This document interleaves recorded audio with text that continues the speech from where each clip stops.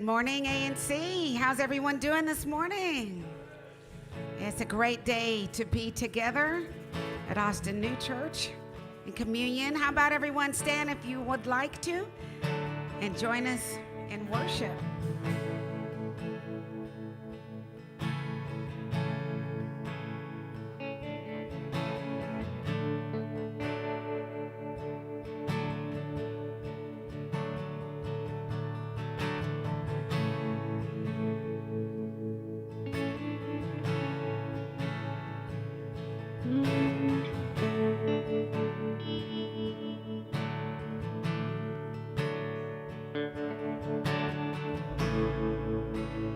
Traveling these wide roads for so long, my heart's been far from you.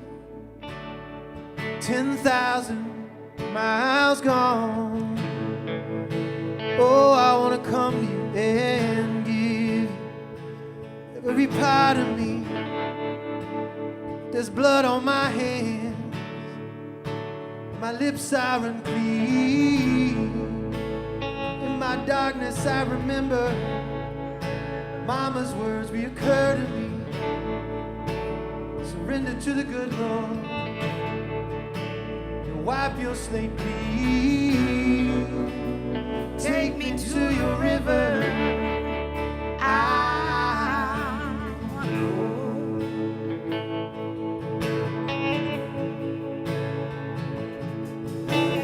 go. Take me to your river. I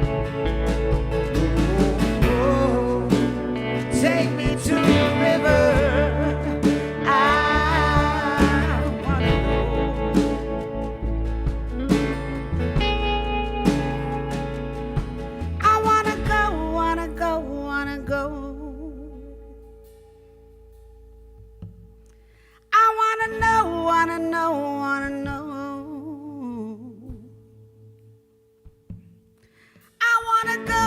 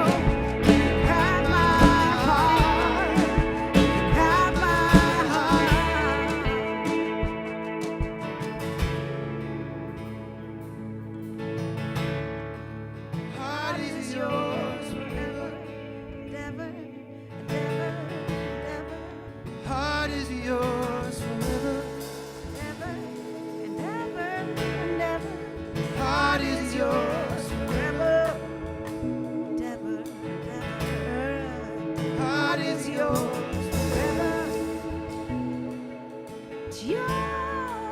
Heart is yours. Heart is yours.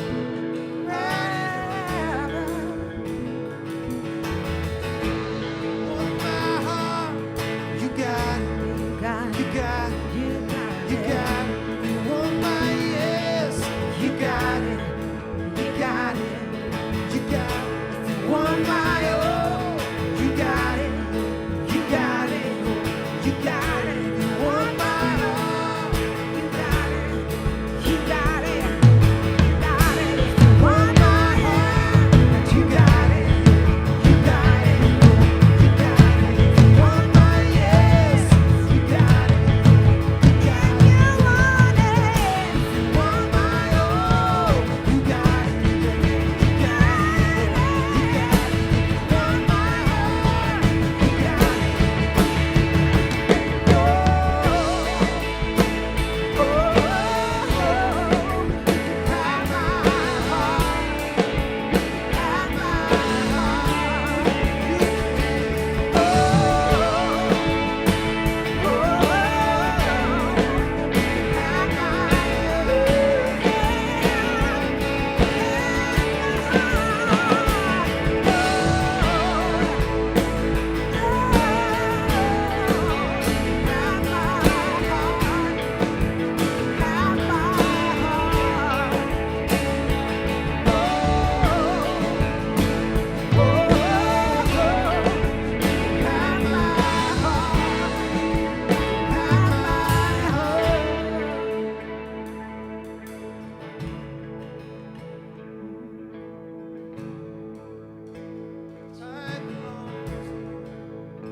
It's yours.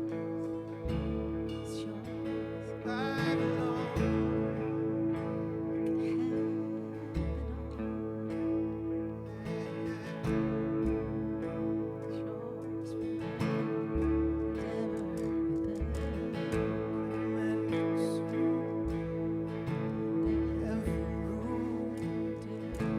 It all belongs to you. It all belongs to you. Come and consume every room. It all belongs to you. My heart is yours.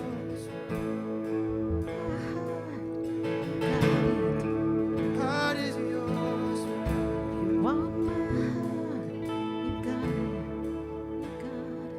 Oh, oh, oh. You can have my heart. You can have my heart. Oh, oh, oh, oh. Have my heart. Yes, you can. Have my heart.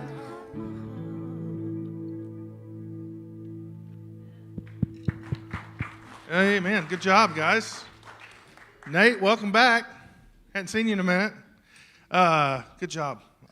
Welcome to Austin New Church, everyone. I'm Trey. I'm one of the pastors here. If you're new here or you don't get my emails yet, there's a link that we'll provide you. There's a QR code is what that's called, where you could go there and let us know you were here this morning. If you have questions about what was going on, you can also ask that as well. Like, why do you have two blue chairs on the stage? That's a good question. If you're part of Austin New Church and this is your faith community, you want to join us in giving, there's also a QR code for that. We have QR codes for everything this morning, y'all. Don't rest on the QR codes.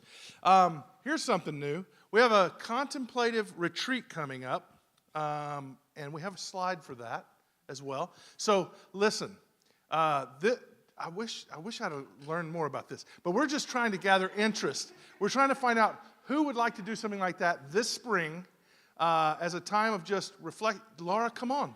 You're a communicator. Probably be just a little quicker. Do it. Okay. So Dustin and Catherine Johnston and myself have been gathering to explore what a contemplative retreat might look like, and we would love to know the interest of the community. So Trey, in his email on Friday, sent out a quick little blip. There's a link to a survey. If you're interested, we're still taking shape, but we really need to know kind of a head count. If we have a lot, we'd like to have at least up to 30 to keep it small and intimate, but we also want to be able to serve the community. And so we're thinking it will be a weekend of prayer, of meditation, contemplation, bringing all of these ideas that Jason's been talking about over this season of healing from spiritual trauma and bringing that home into our hearts and what that looks like. So if you're interested, please click on that survey. And Is there any ropes courses? there's no ropes courses, there's no trust falls. It's just a weekend of being paintball. really with yourself and being in your sacred space. Awesome. Thanks, Laura. And then I don't have a link for this, sorry, but I also sent out my email. This is a way we communicate is through email. So we have a partner class next Sunday. If you're new to this community and you're wanting to find out all there is to know and more and why and how and all the things, beliefs, structure, come to this meeting after service next week. We'll feed you lunch. We'll take care of your kids. We'll feed them pizza as well. And then we can explore kind of what that looks like in terms of being part of this faith community as a partner. Okay, cool? Sound right? And then I guess that's it. Stand up. Find somebody around you. And we're not going to ask about Christmas trees this week, but just ask them what part of town you live in. How about that? And I'm going to you guys. Good. Hey, good morning, everyone. How are y'all? I'm coming to Smithville this week, which is kind of funny because this morning I had two other people that are not part of my original discussions say, hey, we live out that way. We're going to come join you as well. So Smithville Brewery on Thursday the 2nd at 6 to 8 p.m. That's where I'm going to be. Out-of-towners, if you're in that area, join us as well, okay? That'll be great. Hey, and I'm not opposed to other parts of the country as well. So like, Roy, you want to host me in the Bay Area? That's fine. I might come. Linda, I could come to New Jersey, I guess. All it takes is a plane ticket and a place to sleep. So love to see you guys. Love to hear from you. Hope you're doing well. Did I have anything else for you? Not really.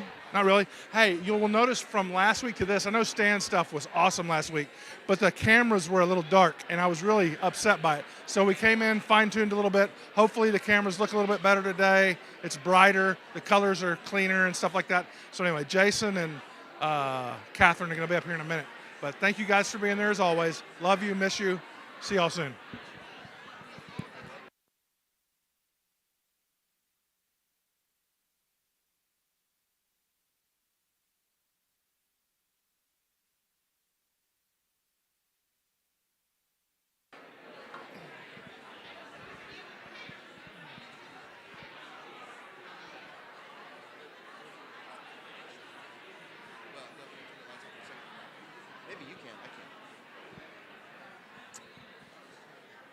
All right.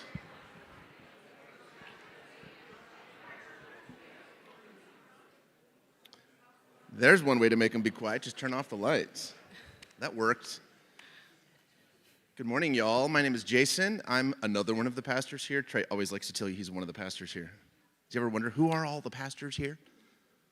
Anyway, that was a Leon Bridges song we sang at the beginning, Take Me to the River, if you need to know that. I don't know why I obsess about your music interests. I do.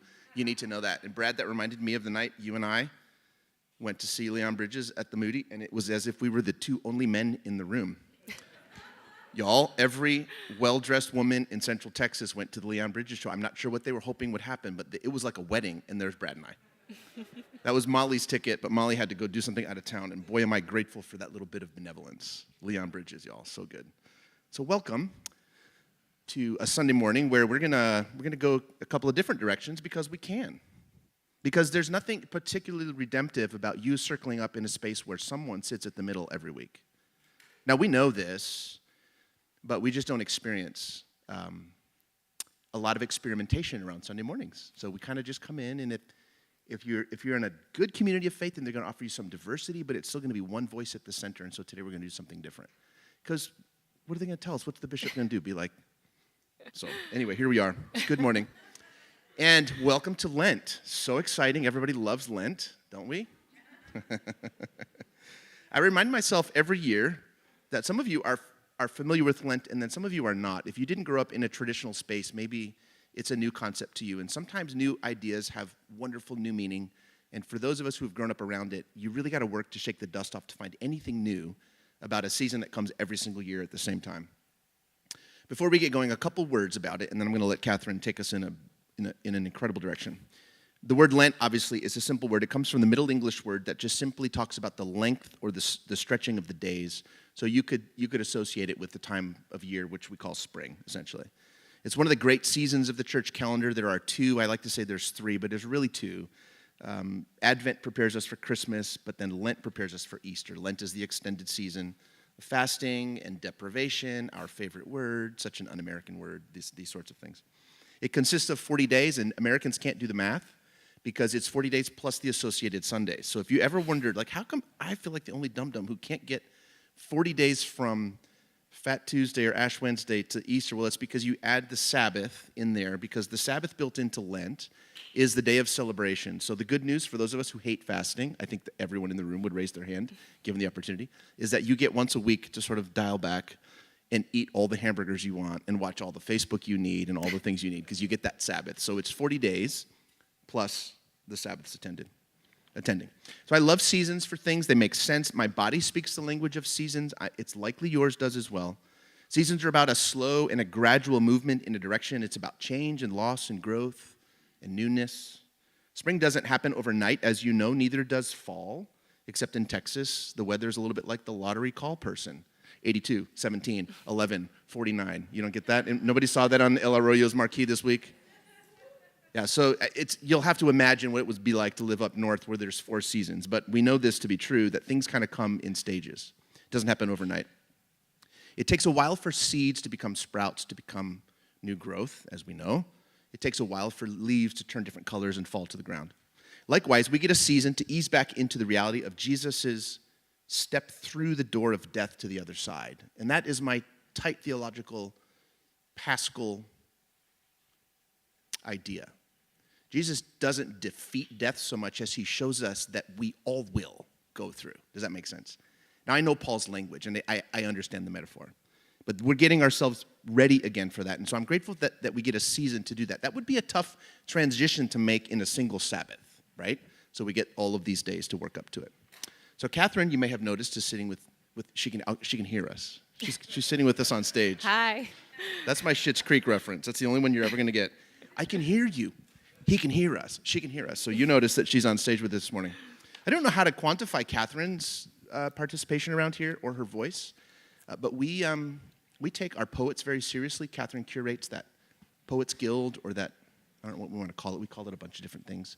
I guess we could call you the Poet Laureate. That sounds fun. I'll take that. That sounds like Sounds an important role. So you won't be unfamiliar with Catherine's voice. This is a new sort of push in a new direction, though.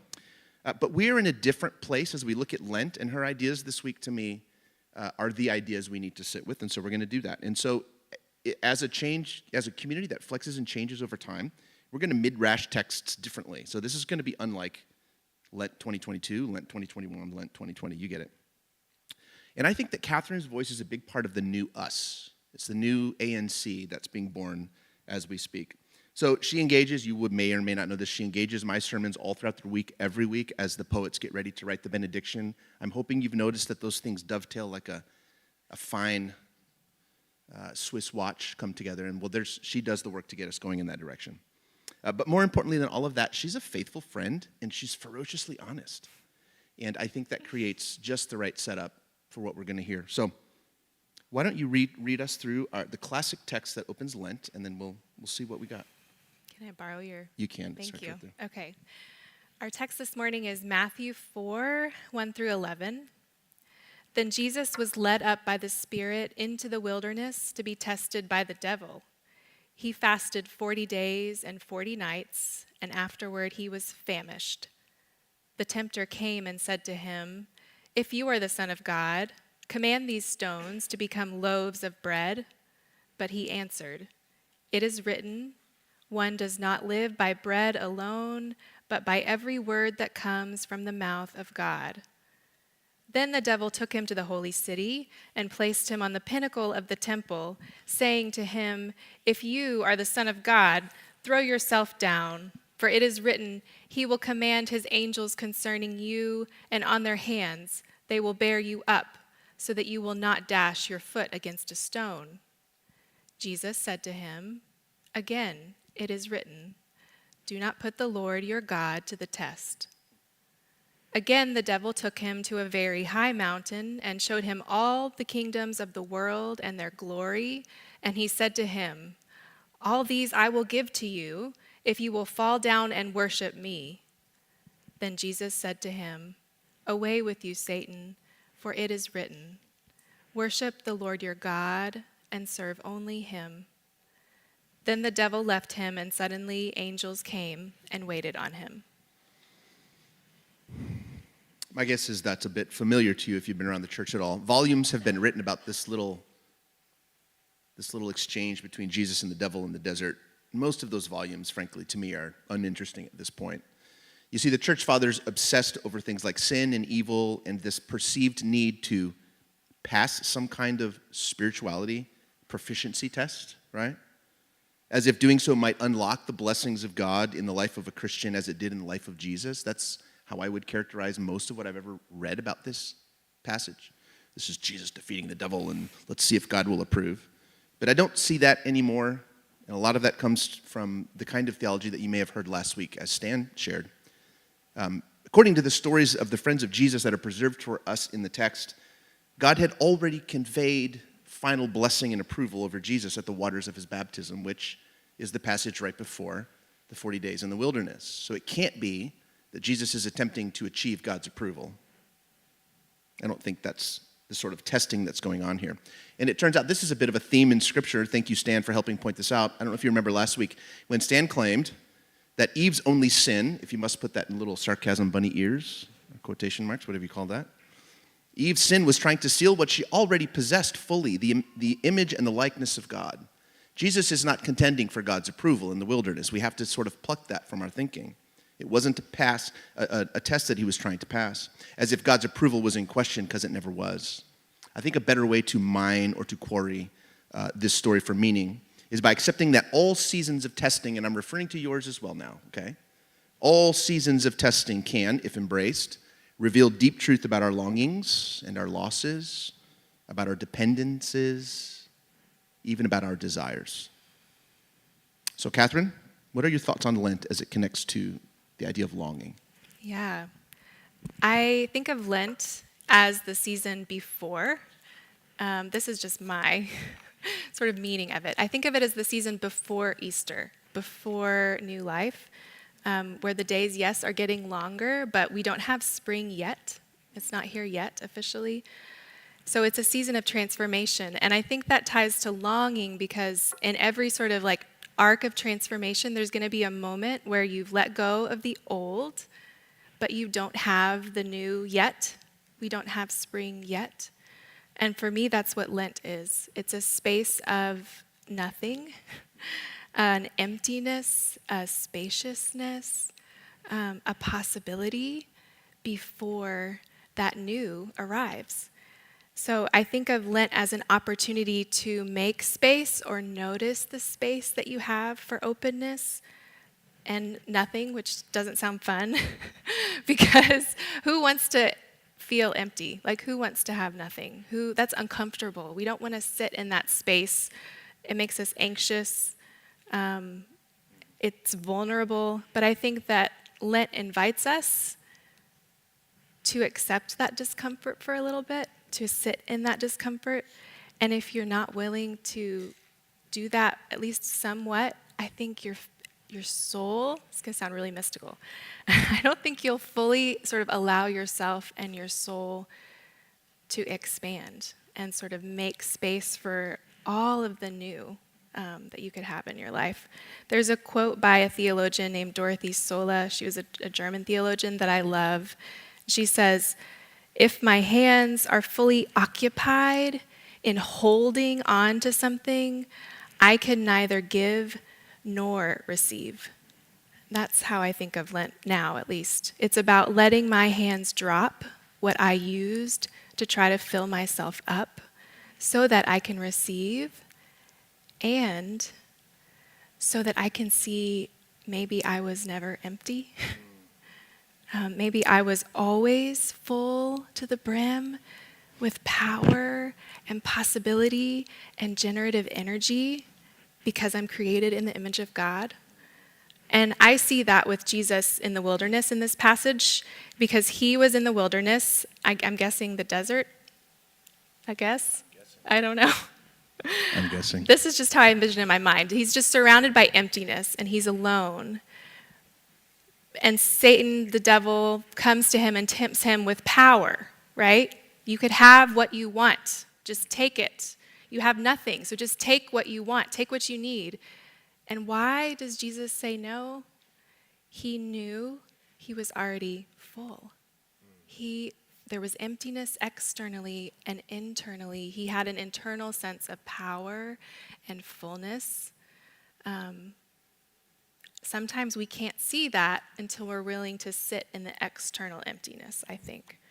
So we learn to sort of like stop depending on what surrounds us for comfort, so that we can see that what we need is really generated by your own internal engine. So I was thinking about this a lot because I've been thinking about what no one has told me about deconstruction that I wish they'd told me. And one of them... Maybe we should make a list of all the things we should that make a list. we wish we would have been told. Yes. That would be fun. Or depressing, but yes. At this stage, depressing and fun seem to go It's the seamlessly together, don't they? thing. That's right. That's very true. Well, so one of my things was I wish that somebody had told me that there would be a season where I would feel empty without the sort of like belief structure and system and community that I had been relying on to feel comforted and safe and full. I would feel empty, almost like a withdrawal, as weird as that might sound. But then eventually I saw that I was never empty. And what felt like that emptiness, I think, was actually my soul sort of opening and making space for something new, which felt, to me, it felt like a spiritual agoraphobia. Like I was afraid of this wide open space. But I think that it was never empty. I think that that openness is always full of possibility, and I think each one of you are too. I think that if you had to get your head around what is the secret sauce of ANC, what is the algorithm that makes this different, or what is the thing that's often repeated melodically throughout different movements of the orchestra that we are the symphony that we are as a church, it's this idea. It's this idea that you always had everything you needed. So if I'm making a list of all the things I wasn't told, either pre-deconstruction or even today, it doesn't seem to be a message that's going out anywhere that I can hear, but it's the message that we are creating around here because I believe it deeply, and this is why I think you're onto it. I don't think we ever lacked a thing, except to know that we could be trusted. Yeah, it's powerful. So what does longing have to do with loss? Because you could have just left the word loss out. It's a very un-American word, to be honest. I don't know why I love talking about loss. It's probably a pathology. I don't know. But I think, because I don't think you can long for something unless you've lost something. Like, they're just tied together. And because we live in a world that is alive, we are going to lose things. It's just going to happen to us, whether we like it or not. And this week, so you know how there's all these broken branches everywhere still from the ice storm? I have a 5-year-old daughter. We have 3 kids, my husband Garrett and I, and our youngest is 5. We were at the park, and she found this like huge, beautiful yopon tree branch with like these beautiful red berries. She really wanted to take it home. And I try to say yes, unless there's a good reason to say no, because it makes the no's a little bit easier. So I was like, okay, sure. So we drag it in the car. She straps it in. She like buckles it in. So precious to her. And then we get home. I hadn't really thought about what she wanted to do with the branch, but she wants to put it in her room, right by her bed. Okay. So we do that. Well, So we do that. So we do that. Did all you parents in the room just hear that? Okay, separate sermon. Yeah, parent that way. You're getting a glimpse into my parenting style. So over the next few nights, what do you think is happening to that poor dead branch? Oh no, thank goodness. There was There's nothing listen, growing in it. Yes, Yeah. there are. It was There's not- 1,000 critters on that. They're now in your house. I'm just saying. Thankfully, no, nothing was coming out of it. The leaves were all starting to fall. It's a dead branch. And like every time she bumps into it, more leaves fall. And then her tears start to fall. She's like sobbing, just heartbroken, which this is bedtime. We're trying to get her to go to bed. So finally one night I said, June, tell me what's going on. What is wrong? I was so surprised by what she said. She was still sobbing, like melting down, but she said, I just feel like I'm losing so many things, like through her tears. And I thought, how can a 5-year-old put that into words? Because that's how we are too. We feel like we're losing so many things. It's just part of life that things change. And I think with that change comes a longing for what we lost, a longing for something to take its place, like another branch, more leaves. And I think that those longings are good. It's good to long for something, like to want comfort and wholeness and freedom and all of those things. I think that's where the value of Lent is for me, is it gives me a chance to notice what am I wanting? What am I longing for? And sometimes you just kind of have to sit in that place with curiosity. And my spiritual director, I love her, and sometimes she asks me questions that I don't love. And one question she asked me about longing was, can you ask yourself, why is it there? Can you maybe even get to a place where you're thankful for the longing? Can you ask yourself, what are you afraid of will happen if you don't get it? And what does it have to teach you? It's like, oh, goodness gracious. And you willingly sit in conversation with the person who asks those obnoxious questions? Yeah, you have to tell me later why you do that. Yeah. Yeah. So there's this one little idea here buried in the thought flow here that says it's less about creating loss than it is accepting That's loss. right. And so That's right. Lent, this is no surprise to church people. Lent is when we turn up our most performative. We make losing things spectacular, as if it's so hard to resist Facebook, y'all, or alcohol, or whatever it is that we're talking about. But what you're saying is a little deeper than the forced losses of Lent, the deprivation we think is, we willingly accept as a spiritual sort of way to get somewhere. You're suggesting that we look at the losses in our lives as redemptive unto themselves. That's right. For me, Lent is not about intentionally creating a loss or depriving myself of something or removing something, although that can be what it is for people, and that if that works for them, that's wonderful. For me, it's just about noticing the loss that's already part of my life because I'm alive. Yeah. There's a poem here. You want to read this one? Sure. I wrote a poem about longing and about sort of sitting in that uncomfortable space. Longing, the space between your nose and the shade, your toes and the wave, loss and acceptance, arousal and release. Is it a hope deferred or a plane of existence unparalleled, running perpendicular to certainty?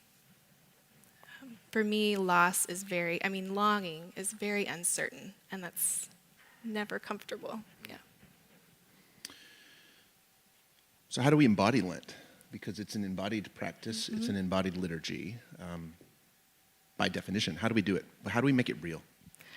I'm reading a book right now. Some of you may have heard of it. It's called The Creative Act, A Way of Being. It's by Rick Rubin, who, of all things, was a record producer.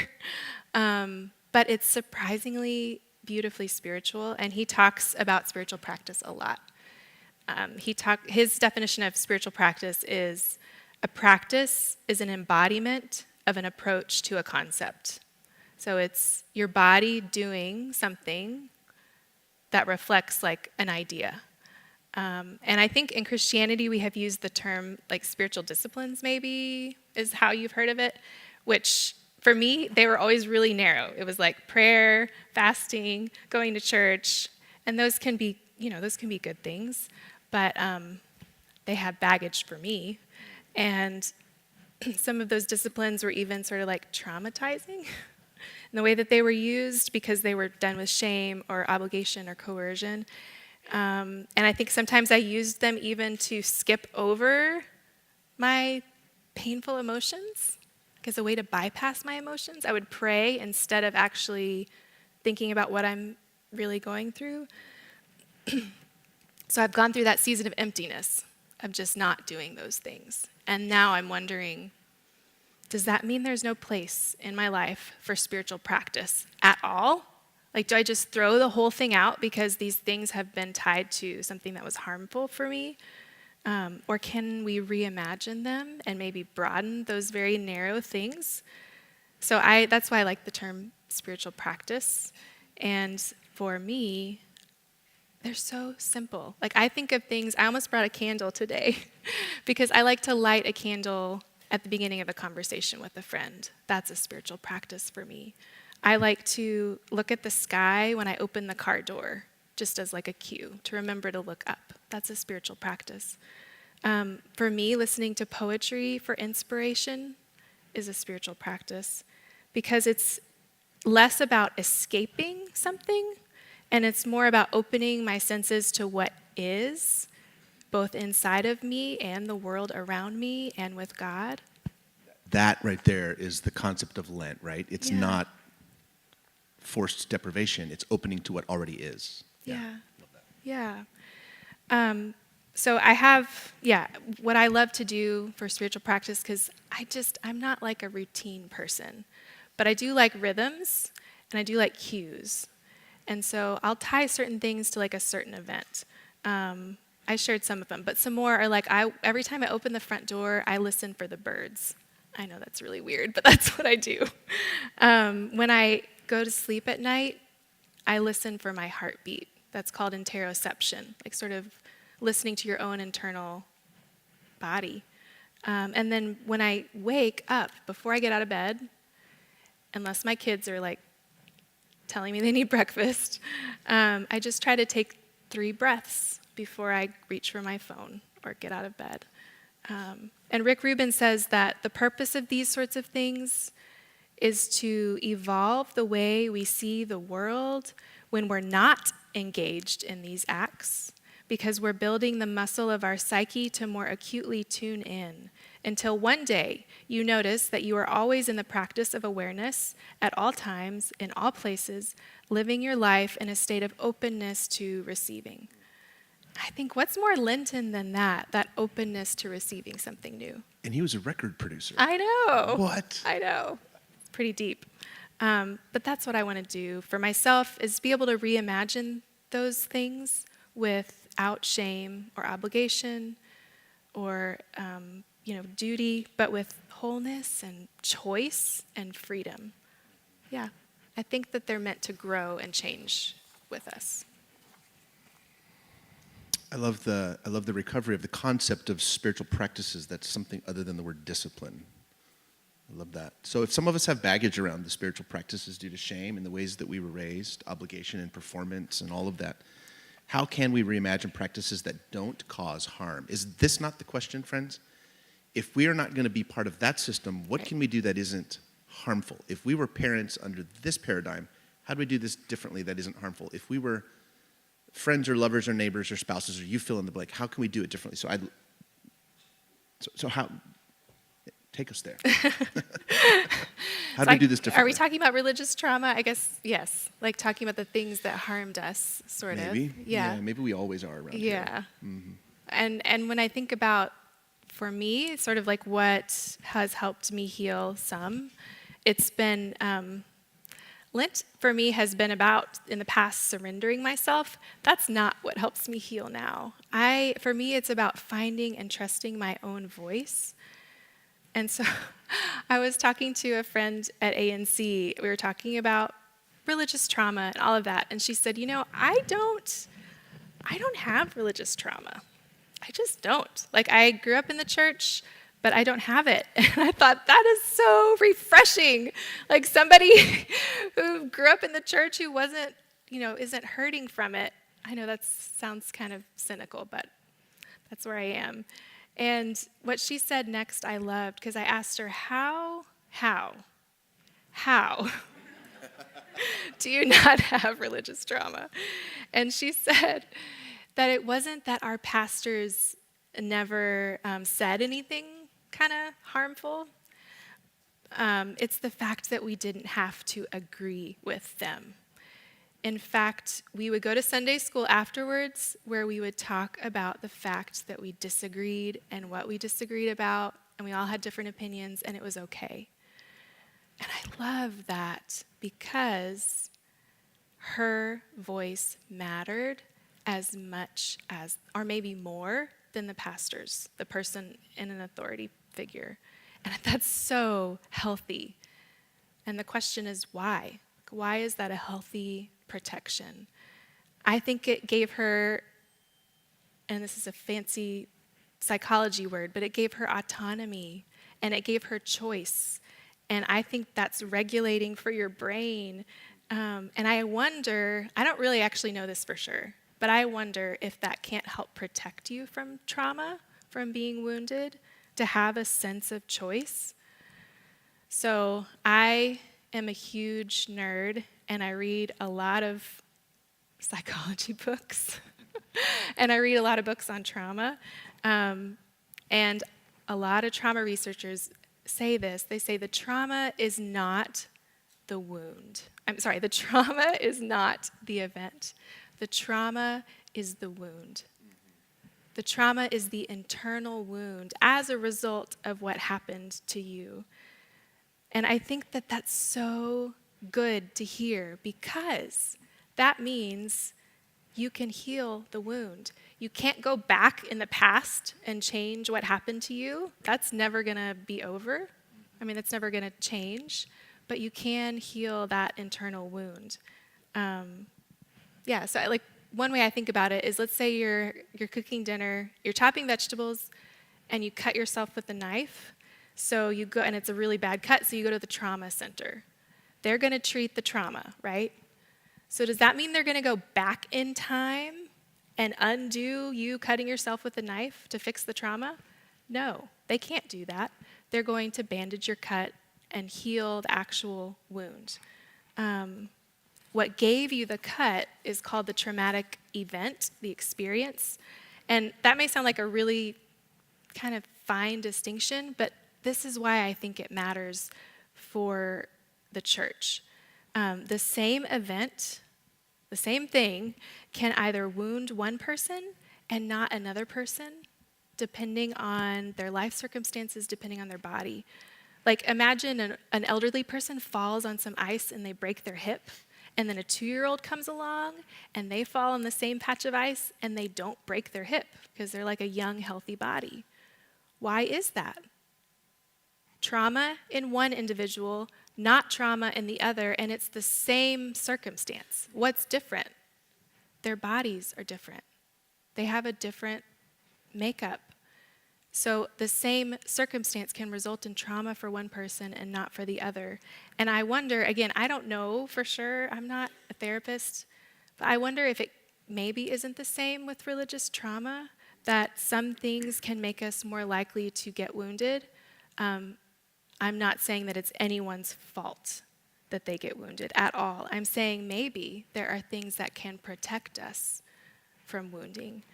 And I wonder if, going back to the story of my friend at ANC, I wonder if one of those things that protects us is choice. Feeling like you can choose. You have a voice. You know yourself. And what you think bumps up against what the other person thinks, but it's not like you're not absorbing everything that they think. You can trust sort of the bounds and holy curvature of your own solid container. Pause. That's pretty poetic. That turned up in the manuscript. I'm like, I love this sentence. She says, yeah, well, I wrote that a while ago, and read that again. I just think that has so much in it. Yeah, you can trust the bounds and holy curvature of your own solid container. Yeah. Now, this gets problematic when you're trained from the very beginning to assume that your container's not solid. Yeah. This is the beginning of the wound. Yours can't be trusted. It must take the shape of the people around you on the external side telling you how to think and feel and be and what to do next and all the things. Yeah. But spirituality for us here, and I don't know why it feels important to point this out because you're all here. You're here for a reason. But spirituality for us is this piece. It's learning to trust. Where's that sentence? The bounds of and holy curvature of your own solid container. Turns out that was always true about you. We just weren't told that. Yeah. Sorry to interrupt you there.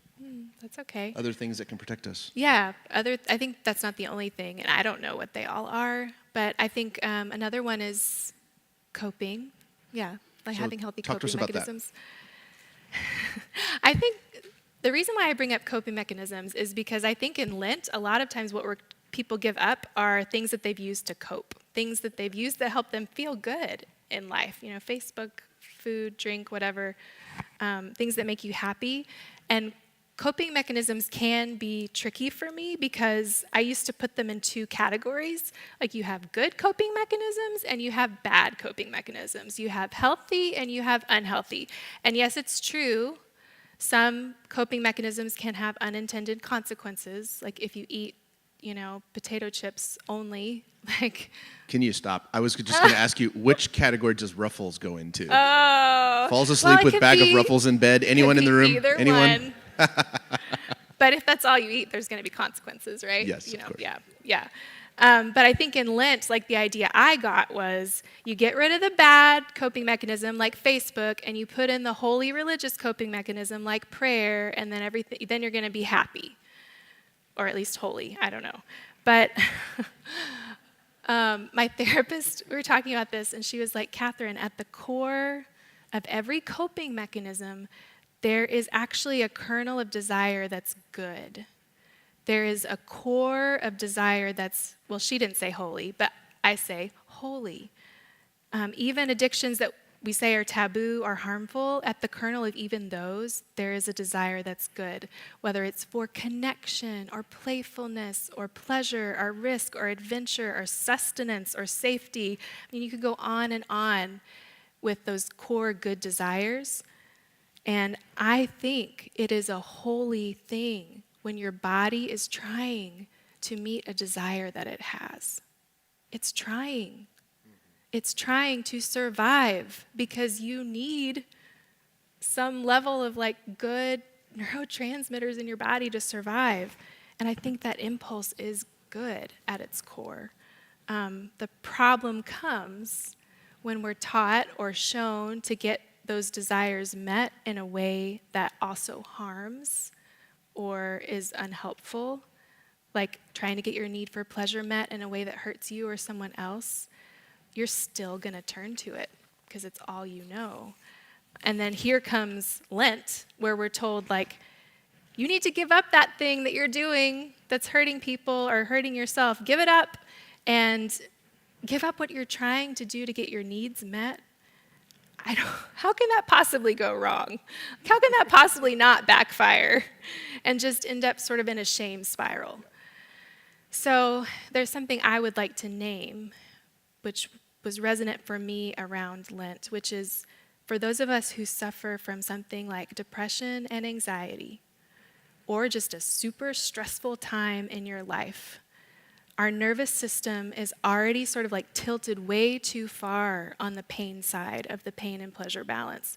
We're trying so hard just to feel okay, just to feel normal. And now Lent comes and it tells us to give up some of those things that we're doing that we're just trying to feel normal, just trying to feel okay. Aren't we lacking enough already? Do we really have to give up more? Because for those of us in that state, we lack neurotransmitters that we need, like endorphins and dopamine. We need them. Our bodies, there's a very real physical need for that molecule. And so in that space of you're asking me to give up something that I feel like I need, I think Lent can be really triggering. It can feel shameful. And I forget to be tender with myself and other people and to remind myself that you are giving yourself what you need or you feel you need to survive. And that is a holy thing because your body is holy and survival is holy. we're just doing the best that we can. So compassion, I think, is needed. Yeah. Which flips the scale a little bit. Then the question could be, so if we're not taking away, so then what may we need to add? That's right. Yeah. Yeah, maybe we need to add. Maybe we need to add pleasure. Maybe we need to add self-acceptance, something that feels rewarding, self-discovery, authenticity, agency. So many things you could add. And I think maybe one of the biggest ones is connection. Yeah. So we're talking earlier about finding fullness and a sense of power inside ourselves internally, right? Yeah. And we also know that we're bodies in a community, and you can't just think through these things as internal realities. We're also people in community. That we are interdependent on a larger system. So let's add that layer now. Yeah. So here's another really kind of nerdy fact, but there's this trauma researcher named Bruce Perry. He wrote What Happened to You, and he's done a bunch of research. But he talks about your reward bucket, which you could think of it as like your pleasure bucket or your good feeling bucket. And basically, it's all the things that we do to try to fill ourselves up to where we feel full and happy and stable. And lots of things can fill that bucket. But some of them are like really short-lived pleasures, like eating potato chips. Like you get a little burst of dopamine and then it's sort of gone. So you have to keep doing it over and over and over to feel full. Not full, but like happy full. But other things have longer lasting rewards, and one of the biggest ones is relationships. I'm sure you probably heard this. Connection with other people, with yourself, with God. Connection is rewarding. And Perry says in his book, without connection to people who care for you, spend time with you, and support you, it's almost impossible. Impossible. It's almost impossible to step away from any form of unhealthy reward or regulation. Connectedness counters the pull of addictive behaviors. So why in the world does the church think, am I going to get struck by lightning? Why do we think that 40 days of starving an addiction or dependency or something we want to get rid of is actually going to work for us? Unless we're not also adding in connection with other people. Like, it's not going to work. And can I tell you a secret? Go for it. That's why I believe in church. That's why I'm still here. Even after all of the religious trauma, even when it's triggering, even when I would rather just not show up. Because connection, it matters. More than I want us to agree, because I think some weird things. I don't care if you agree with me, but I want to see you, and I want you to see me, because that moves us both toward wholeness and freedom. It's a way to heal. But the problem with that is that connection is super messy. It just is. Even if we're all doing like good, we're going to be changing because we're alive. And when you change, it makes me anxious because I'm like, what's going on? And it makes me feel a sense of loss, and it is uncomfortable. So sometimes it feels easier to like shy away from connection and community. And yes, I think sometimes you do need to do that for seasons or however long to heal. And yes, some communities are toxic. Like if they strip you of any part of your sense of agency, then just run the other way. But I think there are spaces, and my hope is to build and inhabit a space where we can have connection with one another. Yeah, that's my vision for the church. I hope that's what we're inching towards around here. Yeah. Don't look at the people yet, because they might say we're not. That's what we're trying to do, y'all. That's what we're up to. Yeah.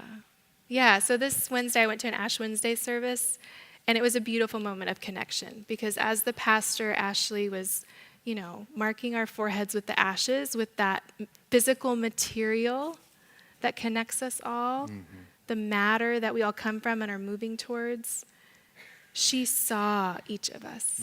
Like, she saw us. She touched us, and you could feel that connection. And that's what I want here. I think that's the beauty of spiritual community. Yeah, and then there's this, we're going to land this plane here. Yeah. Then there's this question that you wrote about that you asked permission to share, which I think might actually be a really profound way to look at the season of Lent. And it is the question that goes like this: who do you want to be by Easter? We have time. We have time.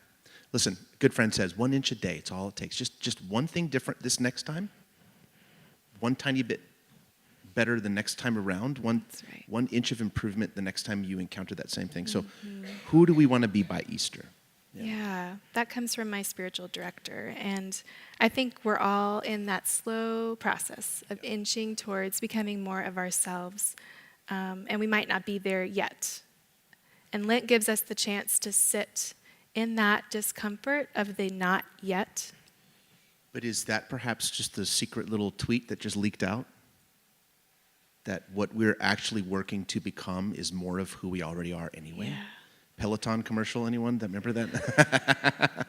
Greatest commercial of all time. Is it possibly that simple and straightforward? I think it is. Yeah, it's that unfolding.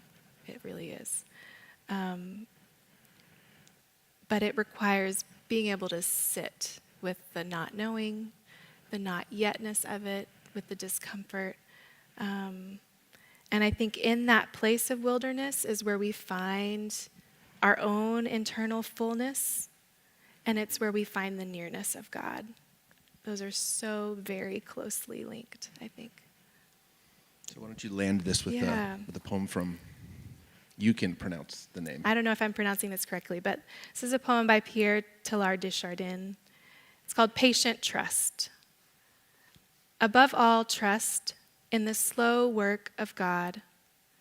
We are quite naturally impatient in everything to reach the end without delay. We should like to skip the intermediate stages. We are impatient of being on the way to something unknown, something new. And yet, it is the law of all progress that it is made by passing through some stages of instability, and that it may take a very long time. And so I think it is with you. Your ideas mature gradually. Let them grow. Let them shape themselves without undue haste. Don't try to force them on as though you could be today what time will make of you tomorrow. Only God could say what this new spirit, gradually forming within you, will be. Give God the benefit of believing that God's hand is leading you, and accept the anxiety of feeling yourself in suspense and incomplete. Thank you. Conversations on a Sunday morning. Practices for self-empowerment. If we need more, if they need more, where can we drop these ideas? Well, I mentioned one, it's called interoception, and it's just tuning into your own internal body systems, something I like to do. It's an easy way to do it is just see if you can feel your heartbeat. Another one I like to do is called See, Hear, Feel, and it's a meditation where you can Google it. That's probably the fastest way to figure out how to do it. You just name what you're seeing, what you're hearing, what you're feeling as a way to tune in with your body. Let's see. I think another one that has been meaningful for me has been noticing what attracts me and what repels me. And that may just be my own story with religious trauma. You may not struggle knowing what you actually want and don't want, but I've had to learn how to do that, which is kind of crazy, but are kind of odd. Thank you. All right, let's do this. I'm going to call an audible band. Ready? I'm going to take us right into communion for the sake of time, because we're determined not to blow the clock up like last week Stan did. Stan, if you're watching, which you are, you murdered the clock last week, and we love you for it. And we prepared all of our kids workers last week for Stan's murderous attempt to keep us here all day, so I don't intend to do that. So let me just prepare us for communion. You guys know this, that when things move quickly and things are said on a Sunday morning that you would be like, oh, I wish I would have taken notes, just go back and listen to the podcast. It'll be up on Spotify soon. You can watch the Facebook of the whole thing, or YouTube even has it. There's a lot here. Thank you, Catherine, for, yeah.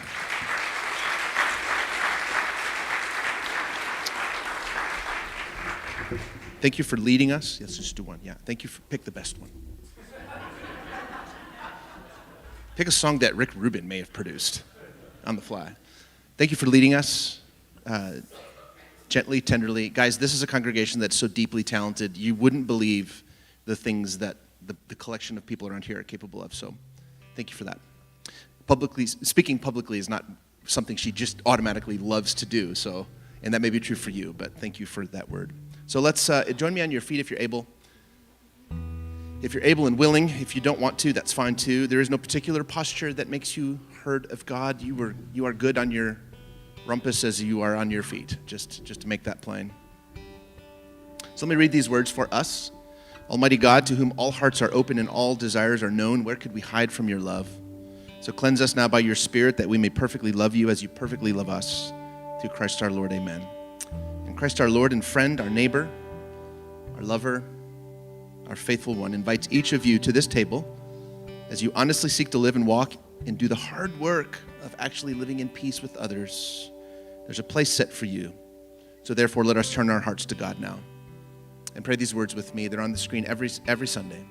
Let's say them out loud. Let your ears hear your mouth say these words that your mind resists, but your heart understands. And let's do them together. Merciful God, we believe that you accept our heartfelt confessions today. Knowing you to be gentle and kind, even when we are not, we confess. And distracted, at times lacking in love, we have failed to love our neighbors as ourselves, because we have failed to love ourselves as you do. Forgive us, we pray, and free us to be a people of peace. Jesus Christ our Lord. Amen. And you know the mechanics of it. He lifted bread in the company of friends, and he broke it, and he offered it to them and said, my body will follow the path of this bread, and it will be for all. And then he lifted a cup and he said, there will be a new covenant that excludes 0 people. And that must have shocked them, and yet that's what he did, and he blessed that, and he passed that around. So pray these words with me. We know them as our Father, but also as our Mother. So pray these words. Our Father and Mother, who art in heaven, hallowed be thy name. Thy kingdom come, thy will be done, on earth as it is in heaven. Give us this day our daily bread, and forgive us our trespasses, as we forgive those who trespass against us. And lead us not into temptation, but deliver us from evil. For thine is the kingdom, and the power, and the glory forever.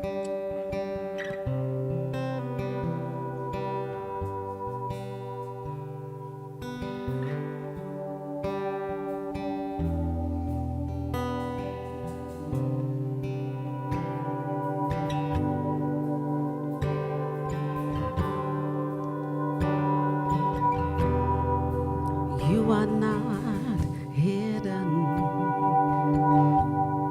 There's never been a moment you were forgotten. You are not hopeless. Though you have been broken, your innocence stolen, I hear you whisper underneath your breath. I hear your SOS, your SOS. I will send out an army to find you in the middle of the darkest night. It's true, I will rescue you. There is no distance that cannot be covered over and over. You're not defenseless. So I'll be your shelter, I'll be your armor. I hear you whisper underneath your breath. I hear your SOS.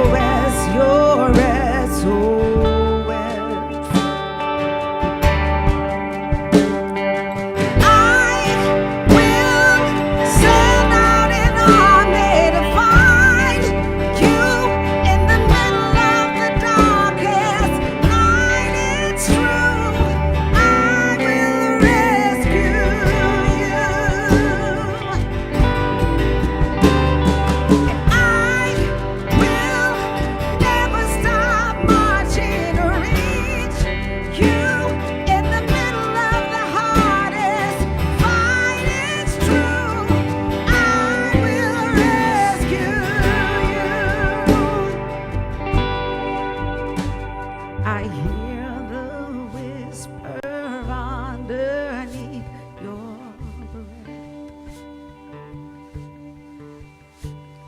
I hear you whisper, you have nothing left. I will send out an army just to find you in the middle of the darkest night. It's true, I will rescue you. I will never stop marching to reach you in the middle of the hardest fight. It's true, I will rescue you.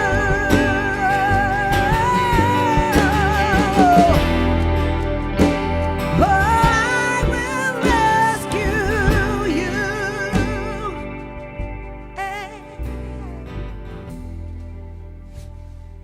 I will rescue you.